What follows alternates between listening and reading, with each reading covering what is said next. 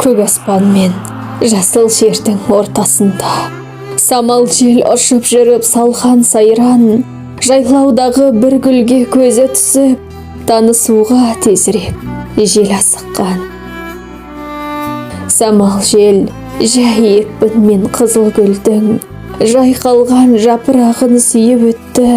Қызыл гүл күтілмеген тосын сыйдан ашылып жұпарланып, жайнап кетті. Қуанған екеуі де танысудан, кеудесінде тылсым сыр толып тұрды. Самал жел көк аспанға ұшып жетсе, қызыл гүл жайлауында күліп тұрды.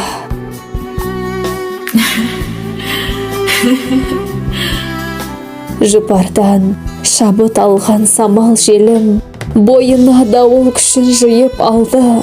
Жұпарын одан да көп шашар деген үмітпен дауыл күшін гүлге салды.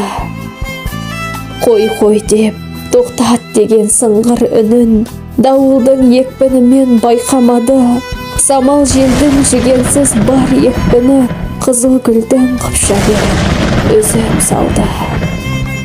Жел көрді махаббаттың үзілгенін, күл парша болғандарын сезімдердің, қайғырып жаңбыр болып жауса дағы көрмеді қызыл гүлдің тірілгенін. Махаббат ол бір сондай нәзік сезім, қара күшке бермейді ол бір төзім. Ғашықтар бір-біріңді аялаңдар, ғашықтарға насихат болсын сөзім.